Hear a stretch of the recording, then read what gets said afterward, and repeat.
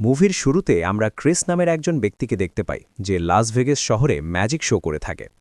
অর্থাৎ সে একজন part time magician. তবে ম্যাজিক ট্রিকের পাশাপাশি তার মধ্যে রয়েছে এক বিরল সুপার পাওয়ার। সে রীতিমতো ভবিষ্যৎ দেখতে পায়। আগামী 2 মিনিটের মধ্যে তার আশেপাশে ঠিক কী ঘটতে চলেছে তা সে আগে থেকেই ধরে ফেলে। তবে তার এই সুপার পাওয়ার কেবলমাত্র 2 মিনিটের জন্যই কাজ করে। এর চেয়ে বেশি সময় সে ভবিষ্যৎ দেখতে পায় না। তবে এইটুকু ক্ষমতাই তার জন্য অনেক যথেষ্ট, কারণ এই পাওয়ার ব্যবহার করে সে নিজের ম্যাজিক শোতে দারুণ সব ট্রিক পারফর্ম করে। তার ট্রিক্সগুলো দেখে দর্শক লিটারেলি হাঁ হয়ে থাকে। এমনই একটা ম্যাজিক শোতে আমরা দুজন ব্যক্তিকে ক্রিসের উপরে নজর রাখতে দেখি, কিন্তু এরা কারা এবং ঠিক কী কারণে তার উপর নজর রাখছে তা আমরা একটু পরে জানতে পারব। এদিকে ক্রিস ম্যাজিক থেকে মোটামুটি আয় করলেও তার খুব একটা চলে না, তাই সে প্রতি রাতে লাস ভেগাসের ক্যাসিনোতে যায় গ্যাম্বলিং করতে। বুঝতেই পারছো, তার মধ্যে যে সুপার পাওয়ার রয়েছে তাতে এই খেলা তার জন্য ডাল ভাত। প্রতিটা গেমে কখন কি হতে চলেছে তা সে আগে থেকেই দেখতে পায়, তাই চাইলেই সে কিন্তু লাখ লাখ ডলার জিতে নিতে পারে। কিন্তু এরপরেও সে প্রতিদিন নির্দিষ্ট একটা অ্যামাউন্ট জেতার পর গেম শেষ করে। এছাড়াও সে কখনো বিশাল অঙ্কের বাজিও ধরে না, কারণ যদি সে বারবার বড় অ্যামাউন্ট জিতে যায় তাহলে ক্যাসিনো অথরিটি তার উপরে সন্দেহ করে বসবে। এই কারণেই সে নিজের পাওয়ারকে আড়াল করার জন্য ছোটখাটো জিততে থাকে, কিন্তু এর পরেও তার এই ক্ষমতা ক্যাসিনো অথরিটির নজর এড়ায় না। প্রতি রাতেই তাকে জিততে দেখে একসময় তার উপর তারা সন্দেহ করে বসে। এভাবে এক রাতে তারা তার উপরে নজর রাখছিল। সেই রাতেও ক্রিস কয়েক মিনিটেই $9,000 বেশি জিতে নেয়। এরপর সে যখন ক্যাশ কাউন্টার থেকে টাকা তুলতে চায় ততক্ষণে ক্যাসিনো গার্ডরা তাকে আটকানোর সিদ্ধান্ত নিয়ে ফেলে। তবে এরই মধ্যে ক্রিস হঠাৎ ভবিষ্যতের একটা দৃশ্য দেখে ফেলে। সে দেখে তার পাশেই কিছুক্ষণের মধ্যে একটা শুটিং হতে চলেছে। 2 মিনিট পর এক লোক নর্মালভাবে হেঁটে এসে ক্যাশিয়ানের উপরে গুলি চালাবে। তারপর সে ক্যাসিনার সমস্ত টাকা লুট করার চেষ্টা করবে। এখন এই ঘটনার পূর্বাভাস পাওয়া মাত্রই ক্রিস লোকটাকে এগিয়ে আসতে দেখে। তখন তাকে আটকানোর জন্য সে লোকটার উপরে ঝাঁপিয়ে পড়ে তার পিস্তল কেড়ে নেয়। কিন্তু ক্যাসিনোর সিকিউরিটিরা এসে উল্টো তাকেই ধরার জন্য রেডি হয়, তাই ক্রিস তখন পিস্তল ফেলে রেখে ক্যাসিনো থেকে সরে পড়ে। অন্যদিকে সিকিউরিটি গার্ডদের একটা টিম সিসিটিভি ক্যামেরার সাহায্যে তার উপর সারাক্ষণ নজর রাখছিল। কিন্তু এত কিছুর পরেও তারা ক্রিসের টিকিটটাও ছুঁতে পারে না, কারণ প্রতি মুহূর্তেই কোন দিক থেকে কে তাকে ধরতে আসবে তা তো সে জেনেই যাচ্ছিল। আর তখনই সে এমনভাবে লুকাতে থাকে যাতে তার সামনে হেঁটে গিয়েও তারা তাকে দেখতে না পায়। এভাবে সে সব সিকিউরিটিকে ফাঁকি দিয়ে ক্যাসিনো থেকে বেরিয়ে আসে। তারপর সে একটা গাড়ি চুরি করে সেখান থেকে পালাতে শুরু করে। তখন ক্যাসিনোর সিকিউরিটিরা সরাসরি লাস ভেগাস পুলিশের কাছে কমপ্লেন্ট করে ফেলে, আর পুলিশও তৎক্ষণাৎ ক্রিসকে চেজ করতে থাকে। কিন্তু সে এমন দক্ষতায় গাড়ি চালাচ্ছিল যে পুলিশ কিছুতেই তার নাগাল পায় না। তার উপর তার ভবিষ্যৎ দেখার পাওয়ার তো আছেই। এভাবে একটা রেল লাইনের কাছে এসে ক্রিস আর একটা ভিশন দেখতে পায়। সে দেখে যে স্পিডে সে গাড়ি চালাচ্ছে তাতে একটা ট্রেন এসে তাকে পিষে দিয়ে যাবে, তাই সে গাড়ির গতি আরও বেশি বাড়িয়ে দেয়, যার ফলে ট্রেনের মাত্র কয়েক ইঞ্চি সামনে দিয়ে এসে গাড়ি নিয়ে বেরিয়ে যায়। অন্যদিকে পুলিশ তাদের সামনে ট্রেন দেখে থামতে বাধ্য হয়। এভাবেই ক্রিস পুলিশকে ফাঁকি দিতে সক্ষম হয়। তারপর সে চলে যায় তার বন্ধু এর কাছে, আর একমাত্র ব্যক্তি যে তার এই সুপার পাওয়ার সম্পর্কে জানত। এছাড়াও ক্রিসের সম্পর্কে আরও একটা ব্যাপার তার জানা। ক্রিস প্রায়ই একটা মেয়েকে তার অবচেতন মনে কল্পনায় দেখে। কোনো এক রেস্টুরেন্টের রাত্রিবেলায় সেই মেয়েটার সাথে তার দেখা হওয়ার কথা। তার ভবিষ্যৎ দেখার ক্ষমতা তাকে বলছে যে মেয়েটার সাথে ঠিক রাত 8টা 1 তার দেখা হবে, কারণ প্রতিদিন ঠিক 8টা 9টায় এসে সে একই ভিশন দেখতে পায়। তাই প্রত্যেক রাতে সে ওই রেস্টুরেন্টে গিয়ে বসে থাকে, কিন্তু আজ পর্যন্ত ওই মেয়েটাকে সে দেখতে পায়নি। শুধুমাত্র এই একটা ভিশনই তার প্রেডিকশনের সাথে মেলে না। তবে ক্রিস বিশ্বাস করে যে সে কখনো না কখনো মেয়েটাকে দেখতেই পাবে। ঠিক এই কারণেই সে বারবার তার জন্য অপেক্ষা করতে থাকে। যাই হোক, পুলিশের হাত থেকে পালিয়ে আসার পর ক্রিস আরবের সাথে পুল খেলতে থাকে। এদিকে এবার আমরা জানতে পারি ম্যাজিক শোতে ক্রিসের উপরে নজর রাখা ব্যক্তিরা আসলে কে ছিল। এরা হলো FBI এজেন্ট ফেরিস এবং তার কলিগ কেভানফ।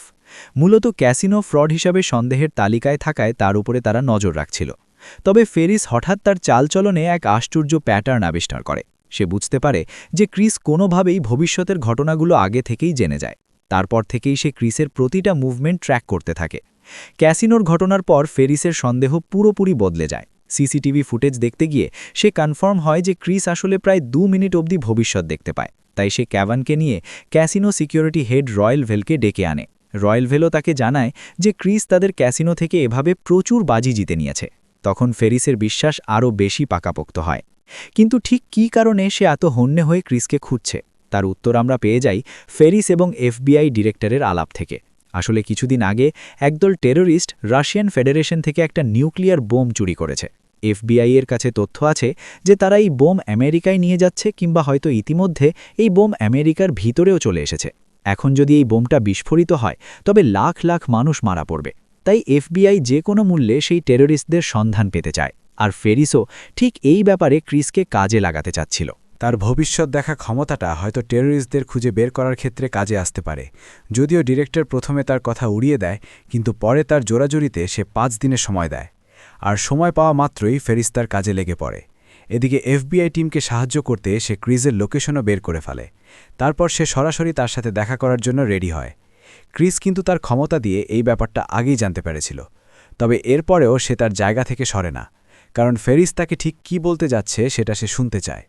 কিন্তু ফেরিস আসার আগে সে ভবিষ্যতের আরও একটা অংশ দেখতে পায়। এই ভিশনে যখন সে তার সামনে আসে তখন ক্রিস প্রথমে তার ক্ষমতাকে অস্বীকার করে, কিন্তু ফেরিস তাকে নিউক্লিয়ার বোমার কথা বললে ক্রিস কিছুটা সিরিয়াস হয়। তবে তারপরেও সে কোনো ধরনের ঝামেলায় জড়াতে চায় না।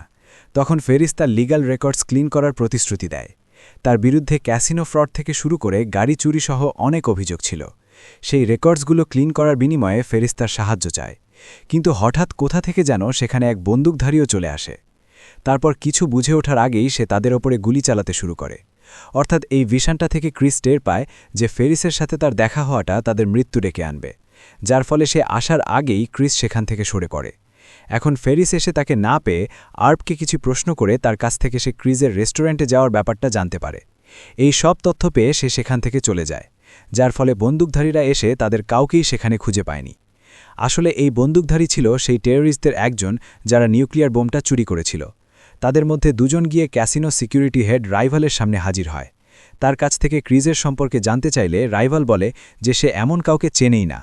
তখন লোকগুলো তার বায়ে গুলি করে লিটারেলি তার গলা কেটে ফেলে। মানে এই লোকগুলো ঠিক এতটাই খতরনাক লেভেলের টেররিস্ট। অন্যদিকে ক্রিস প্রতিদিনকার মতোই সেই স্বপ্নের নারীর অপেক্ষায় রেস্টুরেন্টে গিয়ে বসে থাকে। এবার ফাইনালি ঠিক 8:11 ওই মেয়েটা রেস্টুরেন্টে প্রবেশ করে। এতদিন পর তাকে সরাসরি দেখতে পেয়ে ক্রিস যেন পুরোই ফিদা হয়ে যায়। তারপর সে তার চোখে ভবিষ্যতের অনেকগুলো ফলাফল দেখতে পায়। এখান থেকে আমরা জানতে পারি যে ক্রিস কেবল ভবিষ্যতই দেখে না, বরঞ্চ সে অনেকগুলো পসিবিলিটিসও দেখতে পারে। এর মধ্যে থেকে সে চাইলে বেস্ট ফলাফলটা বেছে নিতে পারত। যেমন ক্রিস জানতে পারে যে মেয়েটার সাথে পরিচিত হতে গিয়ে তেমন একটা লাভ হবে না, কারণ সে আগে থেকেই কিছু একটা নিয়ে বেশ বিরক্ত। এছাড়াও সে জানতে পারে যে মেয়েটার এক্স বয়ফ্রেন্ড তার সাথে দেখা করতে আসবে। তারপর সেই বয়ফ্রেন্ড তাদের রিলেশনশিপটা ঠিক করার কথা বলবে, কিন্তু তার বদলে তাদের মধ্যে উল্টো ঝগড়াও শুরু হবে। আর এটাই হলো মেয়েটার সাথে পরিচিত হওয়ার বেস্ট চান্স। কিন্তু এর মধ্যেও অনেকগুলো ফলাফল আছে। ক্রিস চাইলেই লোকটাকে বাধা দিয়ে তার সাথে ফাইটে জড়াতে পারে, কিন্তু তাতেও মেয়েটা ইমপ্রেস না হয়ে উল্টো বিরক্ত হবে। তবে সব ফলাফলের মধ্যে বেস্ট সিনারিও হলো যে লোকটার হাতে মার খাওয়া। মানে মেয়েটাকে পটানোর জন্য শেষমেশ ক্রিস নিজের আত্মসম্মানকে বিসর্জন দিতে হবে। আর ক্রিসও তার সাথে পরিচিত হওয়ার জন্য ঠিক সেটাই করে। লোকটা আসার পর যথারীতি তাদের মধ্যে ঝগড়া শুরু হয়, আর ক্রিস তাকে বাধা দিতে গিয়ে তার হাতে একটা ঘুষি খায়। এই প্রচণ্ড ঘুষি খেয়ে সে তার সামনের একটা দাঁত নড়ে যায়। তখন মেয়েটা পুলিশ ডাকার ভয় দেখালে লোকটা সেখান থেকে সটকে পড়ে, আর মেয়েটিও তার পরিচয় দিয়ে ক্রিসকে সরি জানায়। সে জানায় তার নাম হলো লিজ। তাদের মধ্যে পরিচয় হওয়ার পর ক্রিস তাকে বলে যে তার কার চুরি হয়ে গেছে। এখন ফ্ল্যাগস্টাফ শহরে যেতে হলে তাকে বাস ধরতে হবে। আসলে ক্রিস জানত যে লিজও এই শহরে যাচ্ছে, তাই সে তাকে কার চুরি হওয়ার মিথ্যা কথা বলে তার একটা রাইড অফার করে। আর ঠিক তার অনুমান মতোই লিজও তাকে রাইড দিতে চায়। এরপর তারা দুজনেই একই গাড়িতে সেই শহরের উদ্দেশ্যে বেরিয়ে যায়। যাত্রাপথে ক্রিস লিজকে বলে যে তাদের মধ্যে দেখা হওয়াটা আসলে ভাগ্যের লিখন মনে হয়, কেননা সে লিজকে পটানোর কাজ ইতিমধ্যে শুরু করে দিয়েছে। কিন্তু লিজ আবার ভাগ্যের তেমন একটা বিশ্বাস করে না। তবে সে তো আর জানে না যে তার পাশে বসে আছে স্বয়ং ভাগ্য দেখা এক লোক। যাই হোক, এদিকে ফেরিস কিন্তু ক্রিসের খোঁজ নিতে নিতে সেই রেস্টুরেন্টে পৌঁছে যায়। সেখান থেকে সে লিজের জন্য ক্রিসের অপেক্ষা করার ব্যাপারটা জানতে পারে। এরপর রেস্টুরেন্ট থেকে বেরিয়ে কেভন ফেরিসকে রাইভেলের মৃত্যুর খবরটা জানায়। তখন ফেরিস বুঝতে পারে যে ওই টেররিস্টরাও ক্রিসকে খুঁজছে। হয়তো তারা ক্রিস আর FBI এর ব্যাপারে সব জেনেও গেছে। তার অনুমান অনুসারে টেররিস্টদের লিডার তার সঙ্গীদের নিয়ে ক্রিসদের খোঁজার আদেশ দেয়। তারা ইতিমধ্যেই সে পারমাণবিক বোমাটাও লস অ্যাঞ্জেলেসের একটা পোর্ট থেকে রিসিভ করেছে, অর্থাৎ খুব শীঘ্রই তারা বোমটাকে অ্যাক্টিভ করতে যাচ্ছে। অন্যদিকে ক্রিস তখন লিজের সাথে গাড়িতে ট্রাভেল করছিল। চলার পথে তাদের দুজনের মধ্যে অনেক কথাবার্তা হয়। এতে করে ক্রিস আর লিজ ধীরে ধীরে একে অপরের ক্লোজ হতে থাকে। এভাবে অনেক দূর ড্রাইভ করার পর মাঝপথে তারা একটা জায়গায় বিরতি নেয়। আসলে লিজ এখানকার স্কুলে কিছু আদিবাসী ছেলেমেয়েদেরকে পড়াতো। এমনি এক স্টুডেন্টের বার্থডে উইশ করার জন্য লিজ সেই স্কুলে যায়, আর তারপরেই সেই বাচ্চাদের সাথে বেশ কিছুক্ষণ আড্ডাও দেয়। ক্রিস সেখানে ম্যাজিক দেখিয়ে সবাইকে ইমপ্রেস করে, এমনকি লিজও তার ম্যাজিক ট্রিক দেখে ইমপ্রেসড হয়ে পড়ে। এভাবে পুরো দিন সেখানে কাটানোর পর সন্ধ্যায় তারা আবারও রওনা দেয়, কিন্তু সেই সময়টায় তারা প্রচণ্ড বৃষ্টি আর ঝড়ের কবলে পড়তে থাকে। কিছুদূর গিয়ে তারা দেখে যে বৃষ্টির কারণে রাস্তা বন্ধ হয়ে গেছে, যার ফলে সেখান থেকে গাড়ি ঘুরিয়ে তারা 2 মাইল দূরের একটা হোটেলে যায়। এরপর সেখানেই তারা রাত কাটানোর সিদ্ধান্ত নেয়। ক্রিস লিজকে হোটেল রুমে একা থাকতে দিয়ে নিজে বাহিরের গাড়িতে ঘুমায়। এতে করে লিজ তার প্রতি আরও বেশি আকৃষ্ট হয়ে পড়ে, কারণ ক্রিসের পার্সোনালিটি তার মনে ইতিমধ্যে একটা ইমপ্রেশন তৈরি করেছে। অন্যদিকে ফেরিস তার টিমের সাহায্যে আবারও ক্রিসের লোকেশন পেয়ে যায়। সে জানতে পারে যে ক্রিস লিজের সাথে একটা হোটেলে আছে, আর তাই তো তারা আবারও তাকে ফলো করার জন্য রেডি হয়। তবে ইতিমধ্যেই এফবিআই জানতে পারে যে টেরোরিস্টরা খুব দ্রুত বোমা বিস্ফোরণ ঘটাতে যাচ্ছে। তখন তারা সাথে সাথেই রেড অ্যালার্ট জারি করে দেয়, কিন্তু তাদের হাতে এতটা সময়ও ছিল না যে তারা টেরোরিস্টদের খুঁজে বের করবে। তাই কেবল একটাই উপায় ছিল তাদের হাতে, আর তা হল ক্রিসকে খুঁজে বের করে তার কাছ থেকে হেল্প নেওয়া। ফেরিস ঠিক এই কথাটাই ডিরেক্টরকে বোঝায়, আর তখন ডিরেক্টর ও তার পুরো টিম নিয়ে ক্রিসকে খুঁজতে বের হয়, কারণ এই পরিস্থিতিতে টেরোরিস্টদের চাইতে ক্রিসকে খোঁজাটাই তাদের পক্ষে সহজ। অন্যদিকে ক্রিস সেদিনকার রাতকে বাহিরে পার করা গাড়িতেই কাটিয়ে দেয়। পরের দিন সকালে ব্রেকফাস্ট করার সময় লিজকে সম্পূর্ণ এক নতুন রূপে দেখে সে। তখন সে আর নিজেকে ধরে রাখতে না পেরে তাকে প্রপোজ করে বসে, আর লিজও তার প্রতি রোম্যান্টিক হয়ে পড়ে। ফলে এরপর দুজনের মধ্যে বেশ কিছু রোম্যান্টিক সময় পার হয়। এদিকে ফেরিস আর তার টিম ততক্ষণে হোটেলের কাছাকাছি পৌঁছে গেছে। তবে এই টেরোরিস্টরা এফবিআইয়ের চাইতেও আরও ভয়ঙ্কর। তারা খুদ এফবিআইয়ের উপরেই নজর রাখছিল।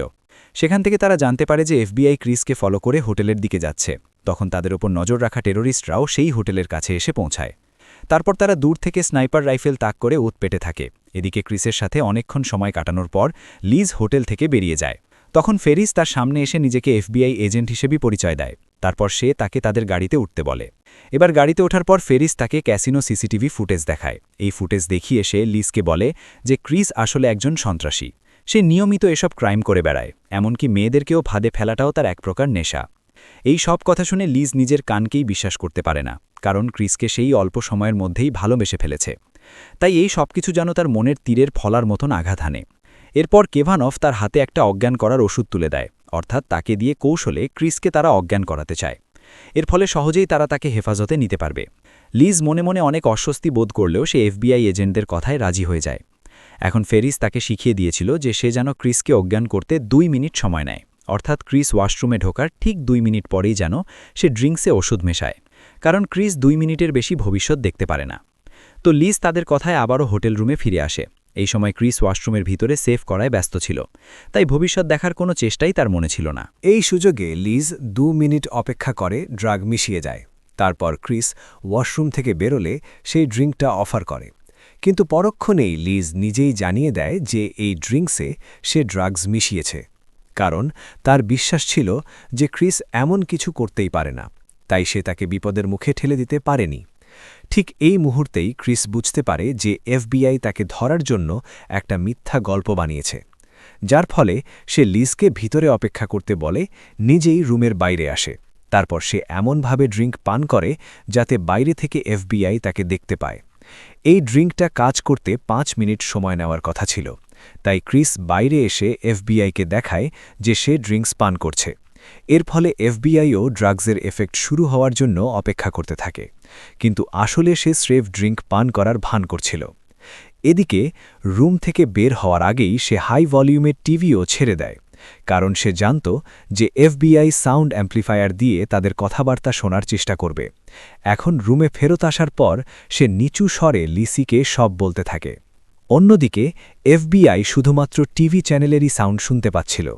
এবার এই ফাঁকে ক্রিস লিসকে বলে যে তাকে যেই ভিডিওটা দেখানো হয়েছে সেটাই সে কাউকে আক্রমণ করেনি, বরং যেই লোকটা তার ওপর হামলা করেছিল তার কাছেই পিস্তল ছিল। সেই লোকটা 2 জন ব্যক্তিকে হত্যা করতে যাচ্ছিল। এখন লিস কিন্তু এই কথা বিশ্বাস না করে তাকে ডিলিউশন মনে করে, কারণ ফেরিস তাকে বলেছিল যে ক্রিস একজন ডিলিউশনাল পারসন। তবে ক্রিস তখন টিভিতে একের পর এক চ্যানেল পাল্টাতে শুরু করে। টিভিতে যা যা প্লে হচ্ছিল তার প্রতিটা লাইন সে আগে ভাগে বলে দিতে থাকে। তখন লিজ বুঝতে পারে যে ক্রিস আসলেই ভবিষ্যৎ দেখতে পায়। তখন সে জানতে চায় এফবি কেন তাকে খুঁজছে। জবাবে ক্রিস জানায় তারা ভাবছে যে সে তাদের ন্যাশনাল সিকিউরিটি ইস্যুতে হেল্প করতে পারবে, কিন্তু তারা জানে না যে সে শুধুমাত্র নিজের ফিউচারই দেখতে পায়, অর্থাৎ যে কোনো ঘটনা আঁচ পেতে হলে তাকে সরাসরি সেখানে উপস্থিত থাকতে হবে। তবে লিজ যেহেতু তার লাইফ এখন ইনভলভড, তাই সে লিজের ভবিষ্যতও দেখতে পায়। আর যদি এফবিআই এই কথা জানে, তাহলে তারা লিজকেও টেরোরিস্টদের সাথে ইনভলভ করবে, কারণ এতে করে লিজের আশেপাশে যা ঘটছে তার সব কিছু ক্রিস দেখতে পাবে। তাই সে লিজকে তার ঘড়িতে 5 মিনিটের টাইমার সেট করতে বলে। এবার ঠিক 5 মিনিট পর তাকে কি করতে হবে সেটা সে একটা কাগজে লিখে দেয়। তারপর সে সবার সামনে দিয়ে বাইরে বেরিয়ে আসে। ফেরিস তাকে ধরার আগেই সে নিচের পাহাড়ের দিকে লাফ দেয়। তারপর সেই পাহাড়ের ঢালু বেয়ে এসে দৌড়ে পালাতে থাকে। তখন সমস্ত এফবিআই এজেন্টও তার পিছু ধাওয়া করে। এদিকে লিজ তার কথা মতো কাগজটা খুলে যা দেখে তাতে তার চোখ কপালে উঠে যায়, কিন্তু তবুও সে ক্রিসের কথা মতোই কাজ করে। আসলে কাগজের ইনস্ট্রাকশন অনুসারে সে বাইরে গিয়ে একটা গাড়ি স্টার্ট দেবে। তারপর হঠাৎ সে গাড়ি থেকে লাফিয়ে পড়ে গাড়িটাকে ছেড়ে দেয়।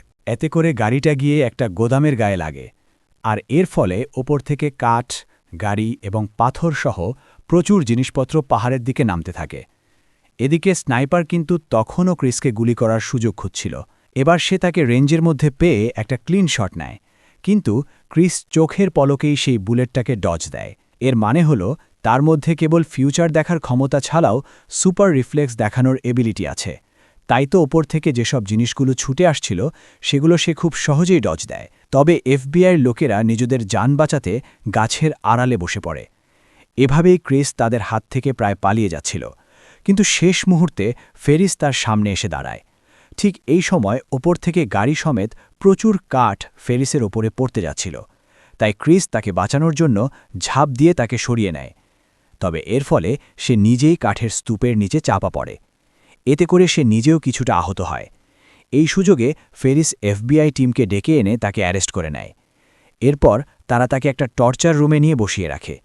সেখানে ফেরিস এসে তাকে টিভির দিকে চোখ রাখতে বলে, কারণ নিউক্লিয়ার বোমা ফাটার পর সব নিউজ চ্যানেলেই এই নিউজ দেখাবে। এর ফলে নিউজ থেকে জানা সম্ভব যে এই বোমাটা আসলে কোথায় ফাটবে। আর ক্রিসও তাই বাধ্য হয়ে টিভিতে নিউজ দেখতে শুরু করে। কিন্তু নিউক্লিয়ার বোমের বদলে সে যে ভবিষ্যৎ দেখতে পায় তাতে তার হার্ট কেঁপে ওঠে। আসলে এফবিআই তাকে ধরে নিয়ে যাওয়ার পর টেরোরিস্টরা তাকে না পেয়ে লিজকে কিডন্যাপ করেছিল।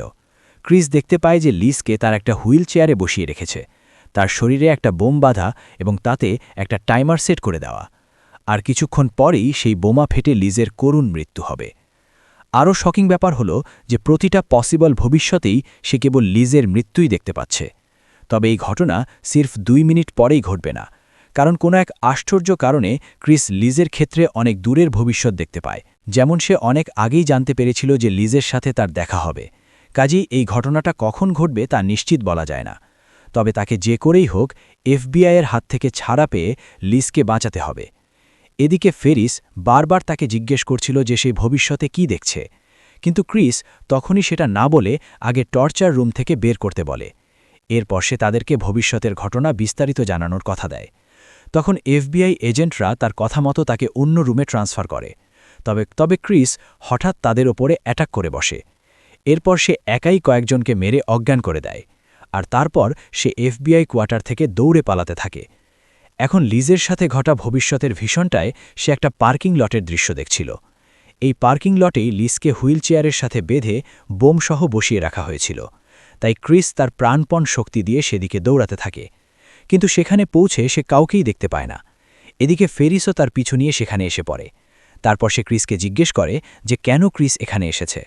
তখন ক্রিস তাকে লিজের মৃত্যুর ব্যাপারটা জানায়। ফেরিস তখন জানায় যে লিজকে যেই গাড়িতে আনা হবে সেটার নাম্বারটা তুমি জানার চেষ্টা করো। আর ক্রিস ও তার কথা মতো আবারও ভবিষ্যতের দিকে তাকিয়ে সেই গাড়ির নাম্বার প্লেটটা স্পষ্ট দেখতে পায়। তখন ফেরিস তার কাছ থেকে গাড়ির নাম্বারটা নোট করে নিলে এই গাড়ি আটকানো গেলেই হয়তো লিজকে বাঁচানো যাবে। এভাবে ফেরিস লিজকে নিজের প্রাণ রক্ষার প্রতিশ্রুতি দিয়ে তার কাছে হেল্প চায়। তখন তার কথা মতো ক্রিস তার প্ল্যানের সায় দেয়।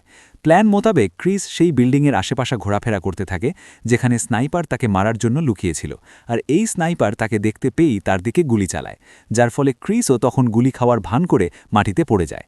তখন স্নাইপারও তাকে মৃত ভেবে নিজের বসকে ফোন করতে থাকে, কিন্তু ফেরিসের কথায় আগে থেকেই আশেপাশের সব টাওয়ারের সিগন্যাল বন্ধ করা হয়েছিল, যার ফলে স্নাইপার তার ফোনে বসকে কন্ট্যাক্ট করতে পারে না। ঠিক সেই মুহূর্তে FBI টিম হেলিকপ্টার থেকে গুলি করে তাকে উপরে পাঠিয়ে দেয়। এরপর ক্রিস তার দেখা ভবিষ্যৎ অনুসারে FBI টিমকে সব প্ল্যান বুঝিয়ে দেয়। যদি তারা তার কথার প্রতিটা স্টেপ ফলো করে তাহলেই কেবল লিসকে বাঁচানোর চান্স থাকবে। ঠিক কোথায় সে গাড়িটাকে স্টপ করতে হবে এবং সেটাও ক্রিস সবাইকে জানিয়ে দেয়। অতঃপর তারা সবাই মিলে গাড়িটাকে থামানোর জন্য সেদিকে রওনা হয়। টেররিস্টরা ইতিমধ্যে লিসকে ভ্যানে তুলে নিয়ে তার গায়ে বোমা বেঁধে দিয়েছিল। এরপর তারা তাকে নিয়ে সেই পার্কিং লটের উদ্দেশ্যে যাত্রা শুরু করে, কিন্তু যাত্রাপথে তাদের সামনে হাজির হয় ক্রিস আর FBI। এরপর শুরু হয় তাদের দুপক্ষের মধ্যে এক তীব্র গোলাগুলি। FBI এজেন্টরা ক্রিসের কথা মতো প্রতিটা স্টেপ ফলো করতে থাকে, যার ফলে টেররিস্টদের প্রায় অর্ধেক লোকই তাদের হাতে খতম হয়ে যায়। অন্যদিকে ভ্যানের ভিতরে লিস থাকায় রিস্ক নিয়েও সেই ভ্যানটাকে থামানো যাচ্ছিল না, কিন্তু ক্রিস তার পাওয়ার দিয়ে সেই জায়গাটাই বেছে নেয় যেখানে গুলি করলে গাড়ি থামানো যাবে। আর তখনই FBI তার কথা মতোই ঠিক সেই স্থানে গুলি করে, ফলে গাড়ি উল্টে গেলেও নিজের শরীরে হালকা আঘাত ছাড়া তেমন কোনো বড় ক্ষতি হয় না তার। এই সুযোগে লিস গাড়ির দরজা খুলে বের হয়ে দৌড় দিয়ে একটা বিল্ডিংয়ের ভিতরে ঢুকে পড়ে, কিন্তু সেখানেও টেররিস্ট দলের একটা গ্রুপ আগে থেকেই উপস্থিত ছিল। তারা সবাই মিলে লিসকে খোঁজার চেষ্টা করে, আর লিস তখন এদিক সেদিক লুকিয়ে তাদেরকে ফাঁকি দিতে থাকে। তবে শেষ পর্যন্ত তাদের লিডার এসে তাকে ধরেই ফেলে। তারপর সে তার মুখে চেপে ধরে তাকে বাইরে নিয়ে যায়। এদিকে বাইরে তখনও বাকিদের সাথে FBI-এর বন্দুকযুদ্ধ চলছিল। তাতে FBI টিমের অনেকেই আহত হতে শুরু করে, কিন্তু ক্রিস টেররিস্টদের প্রত্যেকটা মুভমেন্ট প্রায় নিখুঁতভাবে ট্র্যাক করতে থাকে, যার ফলে তাদের অনেকেই FBI এজেন্টরা খতম করে দেয়। কিন্তু লিডারের সাথে লিস থাকায় তার উপর সরাসরি কেউ গুলি চালাতে পারে না, যার কারণে তাদের সামনে দিয়েই সে তাকে নিয়ে অন্য একটা বিল্ডিংয়ে ঢুকে যায়। সেই বিল্ডিংয়ের একটা রুমে সে FBI-এর জন্য একটা ট্র্যাপ সেট করে রাখে, তবে ক্রিসের সাহায্যে FBI সেই ট্র্যাপটাকে অফ করতে সক্ষম হয়। এরপর আরও কিছু দূর হেঁটেই ক্রিস সেই বিল্ডিংয়ে স্নাইপারের অস্তিত্ব পায়। ভবিষ্যতের ভিজন থেকে সে জানতে পারে ঠিক যে কোনো মুহূর্তে স্নাইপার তাকে গুলি করবে, তাই এর আগেই সে FBI স্নাইপারের লোকেশন জানিয়ে দেয়, আর তার কথা মতো তারা সেই স্নাইপারকে সফলভাবে গুলি করে উপরে পাঠায়। ভাইরে ভাই, এই লেভেলের পাওয়ার যে কারো হাতে থাকলে সে লিটারালি পৃথিবীটাকে চেঞ্জ করে দিত। যাই হোক, এবার ক্রিস আর FBI একটা লবিতে এসে দুই ভাগে বিভক্ত হয়ে যায়। ক্রিস তার পাওয়ার ইউজ করে বিল্ডিংয়ের অর্ধেকটা চেক করে নেয়, অন্যদিকে ফেরিসের নেতৃত্বে FBI টিম খুব সাবধানে বাকি অর্ধেকটা দেখতে থাকে। এর মধ্যে হঠাৎ টেররিস্টদের একজন তাদের দিকে গুলি চালায়। তার গুলিতে ক্যাভানফ সেখানেই মারা যায়, তবে ফেরিস তৎক্ষণাৎ সেই টেররিস্টকে উপরে পাঠিয়ে দিতে সক্ষম হয়। অবশেষে ফেরিস আর ক্রিস আবারও একত্রিত হয়ে সামনের দিকে আগাতে থাকে। এবার তারা সরাসরি টেররিস্টদের লিডারের সামনে এসে পড়ে। এই লোক তখন লিজিকে জিম্মি করে রেখেছিল। ক্রিস তাকে বলে, আমি তোমার ভবিষ্যৎ আগেই দেখে নিয়েছিলাম, সবগুলো পসিবিলিটিজে ভবিষ্যতে তুমি কোনোটাতেই বাঁচতে পারবে না, তাই লিজকে ছেড়ে দেওয়াটাই তোমার বাঁচার একমাত্র উপায়। কিন্তু লোকটা তবুও তার কথায় পাত্তা না দিয়ে তাকে সামনে আগাতে নিষেধ করে, কিন্তু ক্রিস ফেরিসকে সঠিক সময় অপেক্ষা করতে বলে তার দিকে এগিয়ে যায়। তখন লোকটা ক্রিসের উপরে ক্রমাগত গুলি চালাতে থাকে, কিন্তু ক্রিস তার রিফ্লেক্স ব্যবহার করায় একটি বুলেটও তার গায়ে লাগে না। শেষমেশ বুলেট ফুরিয়ে গেলে ফেরিস প্রথমে লোকটার হাতে গুলি করে, তারপর সে সরাসরি তার মাথায় গুলি করে তাকে শেষ করে দেয়। এভাবে পুরো দলটাকে খতম করার পর FBI-এর সামনে হাজির হয় নতুন বিপদ, কেননা তারা জানতে পারে যে টেররিস্টরা নিউক্লিয়ার বোমটাকে অন্য কোথাও সরিয়ে রেখেছে। হয়তো তারা ইতিমধ্যে সেটাকে অ্যাক্টিভও করে ফেলেছে। তখন ফেরিস একটা শেষ চেষ্টা হিসেবে ক্রিসকে সিসমোগ্রাফ দেখতে বলে। সিসমোগ্রাফ হলে এমন এক যন্ত্র যা দিয়ে ভূমিকম্প কম্পন মাপা যায়। যেহেতু নিউক্লিয়ার বোম বিস্ফোরিত হলে ভূমিকম্প হয়, তাই এখানেও সেই কম্পন ঝরা পড়বে। আর ক্রিস এই যন্ত্রের দিকে তাকানোর ফলে আগে থেকে কম্পন ধরতে পারবে। তখন তারা বুঝতে পারবে যে বোমটা আসলে কোথায় ফাটতে চলেছে। কিন্তু এই যন্ত্রে তাকানোর পরপরই ক্রিসের কপালে চিন্তার ভাঁজ পড়ে যায়। সে জানায় যে তার কোথাও একটা ভুল হয়েছে, আর এই বোমাটাও কয়েক সেকেন্ডের মধ্যে বিস্ফোরিত হতে যাচ্ছে। ঠিক তার প্রেডিকশন অনুসারেই এক মুহূর্ত পরেই বোমটা বিস্ফোরিত হয়, যার ফলে চোখের সামনে সবাই সেই বিস্ফোরণে মারা পড়ে। অ্যান্ড প্রশ্ন হলো, সত্যিই কি তারা এখানে মারা পড়ল? ঠিক এমন এক পর্যায়ে এমন এক দৃশ্য রিভিল হয় যা দেখে তুমি চমকে যেতে বাধ্য। আসলে এতক্ষণ ধরে তোমরা যা দেখছিল এই সবটাই আসলে ছিল একটা ভবিষ্যতের ঘটনা। আসলে ক্রিস লিজির সাথে হোটেল রুমে শুয়ে থেকেই এই সব কিছু দেখে নিয়েছিল। তোমাদেরকে তো আগেই বলেছি যে ক্রিস লিজির সাথে থাকলেই অনেক দূরবধি ভবিষ্যৎ দেখতে পারে, তাই এবার সে কয়েক ঘন্টার ভবিষ্যৎ একেবারেই জেনে গিয়েছিল। ভাইরে ভাই, এই পর্যায়ে এসে এমন টুইস্ট একেবারে আশা করিনি তো। এই ভবিষ্যৎ জানার কারণে ক্রিস এখন জানে যে এফবিআইকে তার সাহায্য করতেই হবে। যদি সে তাদের হাত থেকে পালাতে যায় তবে বোমাটাকে খুঁজে বের করা সম্ভব হবে না। তাই সে হোটেল রুম থেকে বেরিয়ে ফেরিসের সাথে কন্ট্রাক্ট করে নেয়, আর ফেরিসকে সে বলে যে সে তাদেরকে সাহায্য করতে রাজি। তবে সে শর্ত দেয়, এই সমস্ত কিছুতে তারা লিজিকে কোনোভাবেই জড়াতে পারবে না। ফেরিস তাকে প্রতিশ্রুতি দেওয়ার পর সে লিজির কাছে ফিরে আসে। তারপর সে জরুরি কাজের কথা বলে তার কাছ থেকে বিদায় চায়। ক্রিস তাকে কথা দেয় যে সে তার সাথে আবারও দেখা করবে। তাতে হয়তো 1 সপ্তাহ কিংবা 1 মাস লেগেও যেতে পারে, কিন্তু সে তার জন্য ঠিকই ফিরে আসবে। লিজিও তখন তার কথা মেনে নিয়ে তাকে হাসি মুখেই বিদায় দেয়, আর গ্রিস 1 মুহূর্ত দেরি না করে এফবিআইকে সাহায্য করার জন্য রওনা দেয়। ফাইনালি ঠিক এই সিনের মধ্যে দিয়েই এই অসাধারণ মুভিটাও এখানেই শেষ হয়। তো ভিডিওটা কেমন লাগলো তা অবশ্যই আমাকে জানিও, আর ভালো লেগে থাকলে একটি লাইক, কমেন্টস ও সাবস্ক্রাইব করো। দেখা হচ্ছে পরের কোনো ভিডিওতে।